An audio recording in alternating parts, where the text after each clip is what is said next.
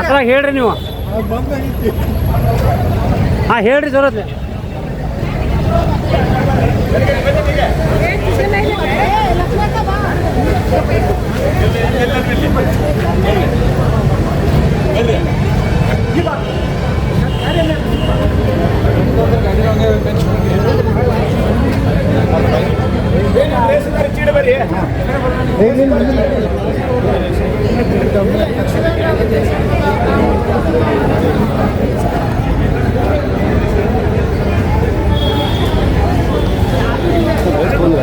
ಎಲ್ಲಿ ಗಪ್ಪ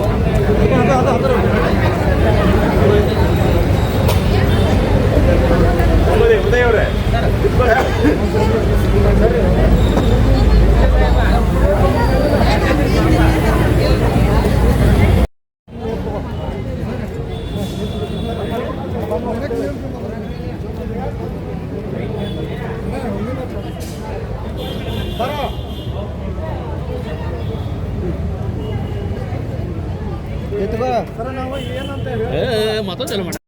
ಎಲ್ಲರಿಗೂ ನಮಸ್ಕಾರ. ನಾನು ಜಿಲ್ಲಾ ಅಗ್ನಿಶಾಮಕ ಅಧಿಕಾರಿ ರಂಗನಾಥ್ ಅಂತ ಹೇಳಿ.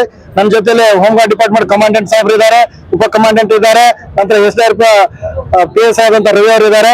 ಇವತ್ತೊಂದು ದಿನ ನಮ್ಮ ಬೆಳಗಾವಿ ಜಿಲ್ಲೆಯ ಸೂಪರ್ ಸ್ಪೆಷಾಲಿಟಿ ಹಾಸ್ಪಿಟಲ್ ಅಲ್ಲಿ ಒಂದು ಟ್ರಯಲ್ಸ್ ಮಾಕ್ ಡ್ರಿಲ್ ಅನ್ನ ಹಮ್ಮಿಕೊಂಡಿದ್ವಿ.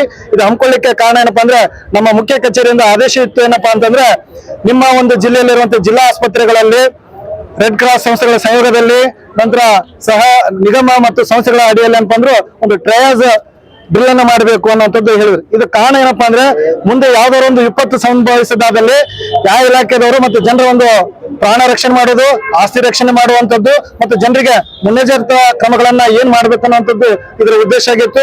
ಹಾಗಾಗಿ ಮುಖ್ಯ ಕಚೇರಿ ಆದೇಶ ತಕ್ಕಂತೆ ಇವತ್ತೊಂದು ದಿನ ನಾವು ಹೋಮ್ ಗಾರ್ಡ್ ಡಿಪಾರ್ಟ್ಮೆಂಟ್, SDRF ಮತ್ತು ರೆಡ್ ಕ್ರಾಸ್ ಸಂಸ್ಥೆಗಳು, ಎಲ್ಲ ಸಿವಿಲ್ ಡಿಫೆನ್ಸ್ ಎಲ್ಲರೂ ಸೇರ್ಕೊಂಡು ಇವತ್ತೊಂದಿನ ಜಿಲ್ಲಾ ಆಸ್ಪತ್ರೆಯಲ್ಲಿ ಒಂದು ಟ್ರಯಲ್ಸ್ ಮಾಕ್ ಡ್ರಿಲ್ ಅನ್ನ ಅಣುಕು ಪ್ರದರ್ಶನ ಹಮ್ಮಿಕೊಂಡಿದ್ವಿ.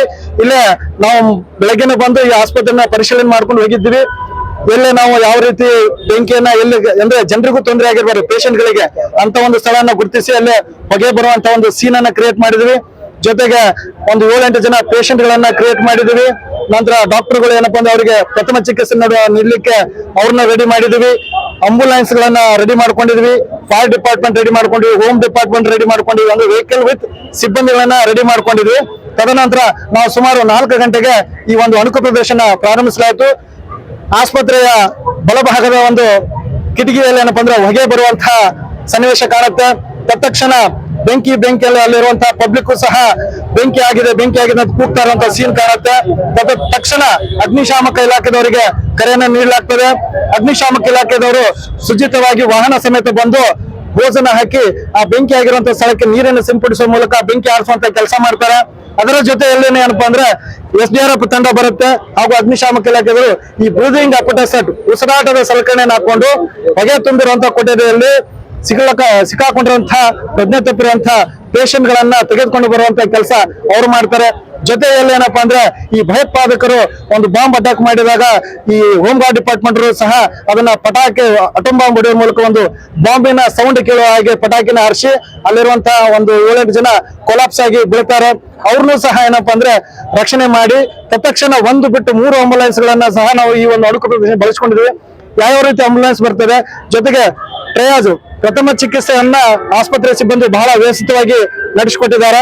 ಮೈನರ್ ಇಂಜುರಿಗೆ ಬ್ಯಾಂಡೇಜ್ ಹಚ್ಚಿದ್ರೆ, ಸೀರಿಯಸ್ ಇಂಜುರಿ ಆದಂತವ್ರನ್ನ ತತ್ಕ್ಷಣ ತುರ್ತು ಚಿಕಿತ್ಸೆ ನೀಡಬೇಕಾಗಿರೋದ್ರಿಂದ ಆಂಬುಲೆನ್ಸ್ ಹಾಕಿ ಶಿಫ್ಟೆಡ್ ಟು ಅನದರ್ ಹಾಸ್ಪಿಟಲ್ಗೆ ಕಳಿಸುವಂತ ವ್ಯವಸ್ಥೆ ಆಂಬುಲೆನ್ಸ್ ಮೂಲಕ ಮಾಡಲಾಯಿತು. ಸುಮಾರು ಒಂದು 8ರಿಂದ 10 ಪೇಷಂಟ್ ಗಳನ್ನ ನಾವು 3 ಆಂಬುಲೆನ್ಸ್ ನಲ್ಲಿ ಸೀರಿಯಸ್ ಇರೋದ್ರಿಂದ ಬೇರೆ ಆಸ್ಪತ್ರೆಗೆ ಸಾಗಿಸುವಂತ ಕೆಲಸ ಮಾಡಿರ್ತೀವಿ.